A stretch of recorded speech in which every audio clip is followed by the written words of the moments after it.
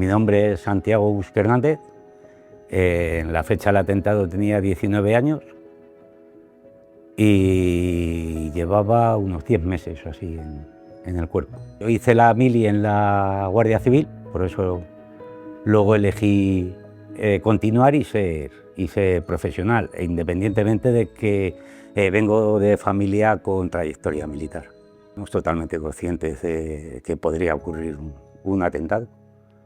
Sí, coche bomba en Madrid se utilizaba mucho, y unos meses antes el teniente coronel, ahí, al lado del Vicente Calderón, Inestrillas, el coronel Inestrillas, que lo asesinaron allí, junto al conductor, y creo recordar que iba otro militar más. No, cómo proceder no, sí que teníamos unas normas, el cambio itinerario. Lo que pasa es que desde el parque es muy difícil cambiar el itinerario, solamente tiene dos opciones, derecha o izquierda, entonces. Y por rapidez, normalmente giramos a la derecha, a la Plaza de la República Dominicana, a coger la M30. Recuerdo perfectamente. Yo dormía, porque vivía mis padres en Madrid, tenía pase pernocta y dormía en casa. Yo llegué al parque pues sobre las 7:30 o así de la mañana, y ya prácticamente directo al autobús. Normalmente siempre nos sentábamos los mismos, y ese día me llamó mi compañero para que me sentara con él, como siempre, y había visto a otro compañero, a Cabanelas, y le dije: ahí te quedas, que me voy con el gallego. Y bueno, pues fue lo que me salvó la vida, y mató a otro. Bueno, no lo recuerdas porque automáticamente, o sea, la onda expansiva te revienta los tímpanos y solo oyes un zumbido. Yo estaba sentado y el maleterillo que lleva donde poníamos los cascos y eso arriba del autobús, pues nos cayó encima de la cabeza. Y al mirar para arriba ves el cielo, o sea, el techo del autobús salió, voló, y automáticamente eres consciente de lo que había ocurrido. A mí me evacuaron en un coche particular, creo recordar que era un 127 azul, y nos llevó a tres compañeros, vamos, casi nos metió a la fuerza en el coche, y fuimos trasladados al Piramidón, no me acuerdo ahora cómo se llama, al hospital, al Piramidón. Bueno, pues más de 200 puntos, los tímpanos reventados. En el derecho tuvieron que hacerme una operación, no reconstruirlo del todo, pero vamos, casi, y perdí un 50% de audición y trastorno de estrés postraumático. Yo no estuve ingresado por ese motivo, porque como vivían mis padres en Madrid, me dieron de alta. Y lo que sí me dijeron fue que en el momento que notara cualquier cosa extraña, que me cogieran y me trasladaran al hospital más cercano. Estuve de baja por las secuelas hasta que me dio de alta el otorrino, un mes y pico de baja, y luego empecé otra vez a trabajar hasta el año 2004. Pues de inmediato, porque el telediario pues enseguida lo oí. Muy duro, porque claro, conoces a todos.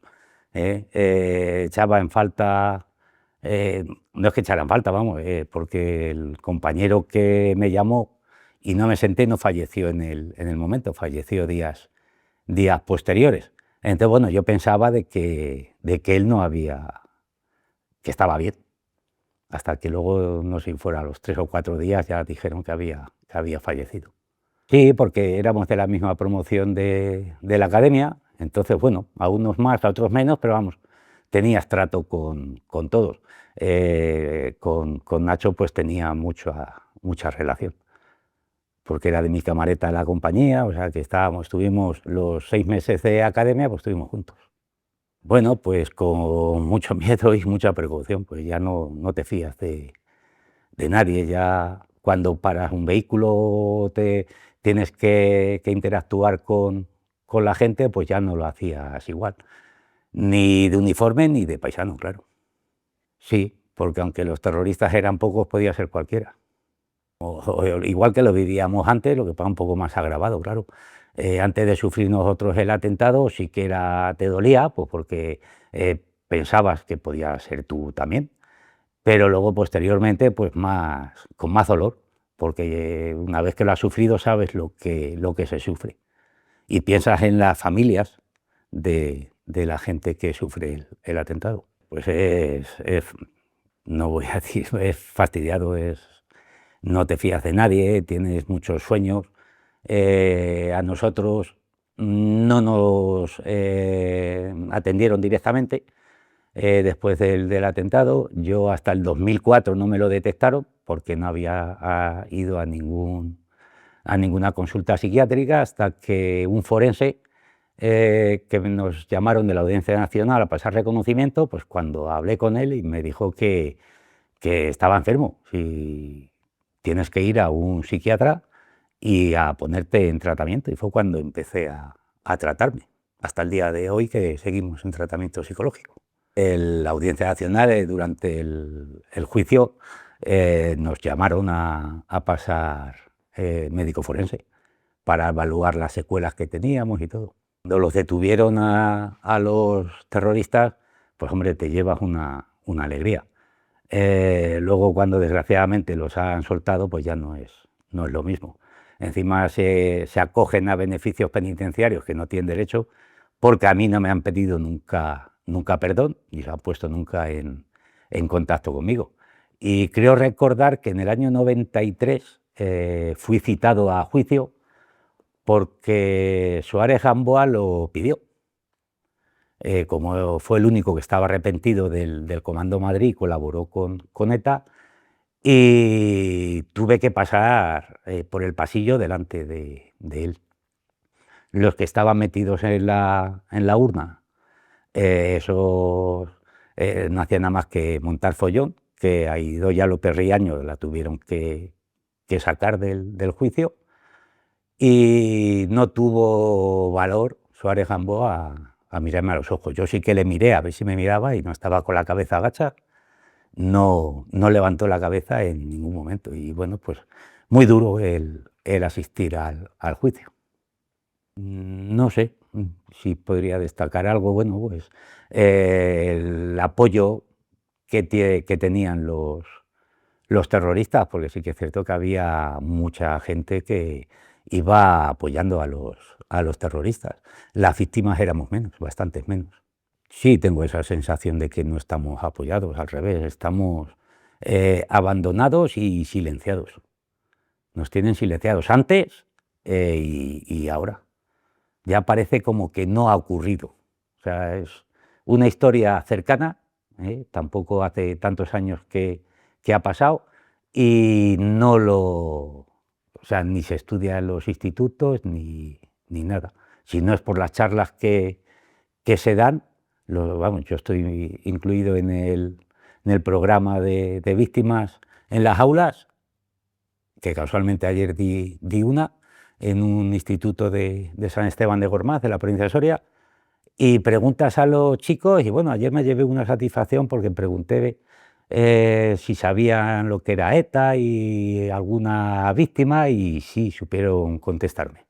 Sí, los chicos al final sí que te dicen pues, que les ha impactado el relato y te hacen preguntas, y bueno, pues no lo pasas especialmente bien, está claro, porque recordar todo no es plato de gusto, pero bueno, sí que notas satisfacción por el sentido de que los chicos sí que atienden, y por lo menos estás honrando la memoria de tus compañeros e intentando que no caiga en el olvido.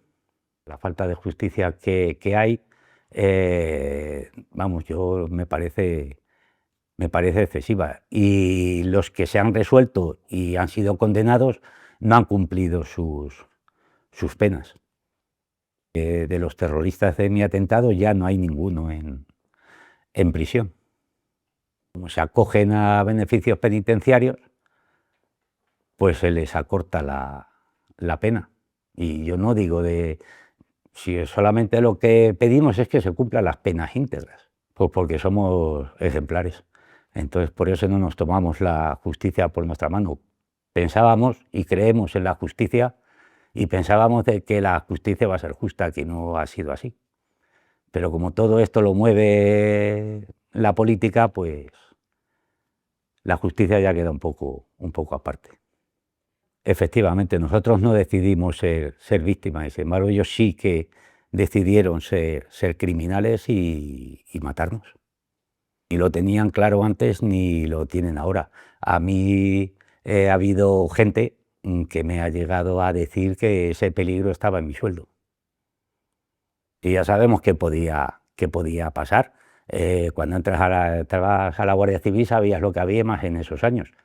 Pero no es lo mismo que tú en una actuación tengas un tiroteo y te peguen un tiro y te maten. Eso sí que puedes decir, bueno, pues podría entrar dentro de la peligrosidad de tu oficio. Pero el que te pongan 50 kilos de goma 2 y te lo explosionen al paso del convoy, o que salgas de tu domicilio, como ha habido a otros muchos, y le peguen un tiro en la nuca, eso no entra dentro de nuestro trabajo. Bueno, luego se ha comprobado que ya le daba igual. Tenemos el atentado del cuartel de Vic, el cuartel de Zaragoza, el de Hipercor. Ahí fue donde un poco también fue consciente la sociedad de que les podía tocar. Pudo cambiar un poco la percepción de decir que les podía tocar. Realmente les podía tocar en cualquier momento, porque nuestro atentado, si en lugar de ser el 14 de julio es el 14 de junio, allá paraban autobuses para recoger a niños para el colegio. Pero bueno, en aquel entonces, como solamente eran guardias militares, policías, la gente no estaba todavía concienciada de que a ellos les podía tocar, sobre todo a raíz del atentado de Hipercor, que yo me libré por 10 minutos, porque saqué el coche. Si el atentado fue a las 3 menos 5, yo saqué el coche a las 3 menos cuarto del Hipercor de Barcelona. Y ahí fue cuando más se concienció la sociedad de que ya no había un objetivo claro, iban un poco a la desesperada, a hacer daño. Estábamos de vacaciones, mi mujer vive una hermana en Barcelona y nos pilló allí. Bueno, aparcamos en el Hipercor, como podíamos haber aparcado en cualquier otro parking, pero vamos, coincidió que aparcamos en Hipercor. Cuando llegamos a casa de mi cuñada, que fue cuando nos enteramos, bueno, pues la verdad que se me vino el mundo encima. Además venía mi hijo también con nosotros, y mi cuñado y mi sobrino, ahí vamos más familia. Y cuando me enteré, bueno, pues se me vino y otra vez todo el recuerdo de golpe. Sí, bueno, niños igual que en el cuartel de Zaragoza y de Vic. La Guardia Civil es la más castigada.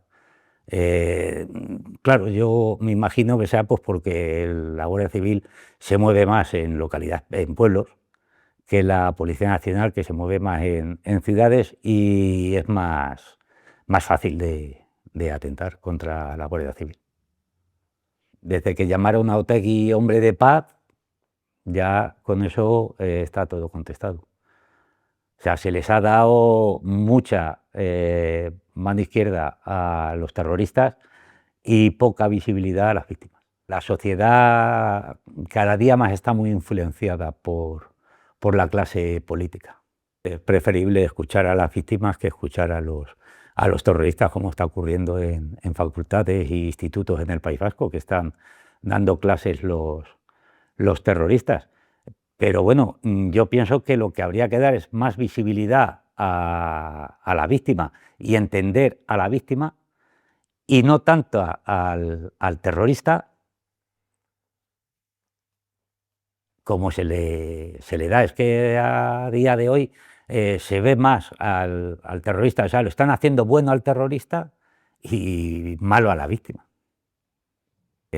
El página no se puede pasar, pues es una parte de la historia. Pero bueno, es que escuchando a los políticos de hoy en día, que te digan que hay que pasar página, que hay que perdonar, y cuando luego estamos viendo que la presidenta de México dice que que fueron colonizados por España y otros países igual, y ves aquí partidos políticos que te están diciendo que hay que pedir perdón por la historia de cuando se descubrió América y eso. Entonces, no sé, bueno, pues si hay que pasar página de hace 40 años sí y de hace 500 no. ¿Me entiendes lo que quiero decir? O sea, no tiene. Cada historia hay que contarla como ha ocurrido. Entonces, las víctimas somos, desgraciadamente, víctimas y los terroristas son terroristas y asesinos. Hay que decir las cosas como son. Hay muchos intereses políticos que quieren la historia de ETA, que es la que desgraciadamente yo he sufrido, quieren hacer que se pase página. Si las víctimas cada día estamos más abandonadas. A los terroristas se lo han dado todo hecho y las víctimas hemos tenido que, todo lo que teníamos derecho, pedirlo e inclusive meterte en juicios. Y bueno, unos han ganado, otros se han perdido. Yo llegué a solicitar al Ministerio del Interior cuando la famosa... joder, ya no me acuerdo. No, esto que beneficiaba la doctrina Parot. Yo me tuve que llegar a comparar a un terrorista para que me dieran una medalla que me correspondía. Y yo lo solicité, que el mismo trato que a los terroristas.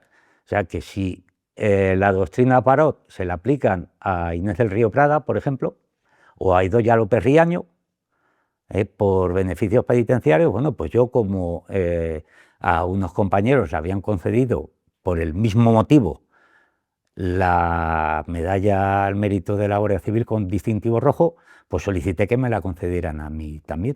Pedí eso, que el mismo trato que les daban a ellos, si la doctrina Parot, a Parot se la habían aplicado y luego la aplicaban aquí a los terroristas que la solicitaban, pues yo como a compañeros se le había concedido la medalla, pues que me la concedieran a mí también, o sea que me igualaran el trato. Bueno, yo el mensaje que le daría a la sociedad es que no olvide la historia negra de España en cuanto al terrorismo de ETA y nos entiendan a las víctimas, que somos víctimas y que los terroristas son asesinos, que no queramos cambiar la historia, que al final los buenos van a ser los terroristas. Ánimo, mucha fuerza y que siempre estaremos con ellos y defendiendo la memoria y la dignidad.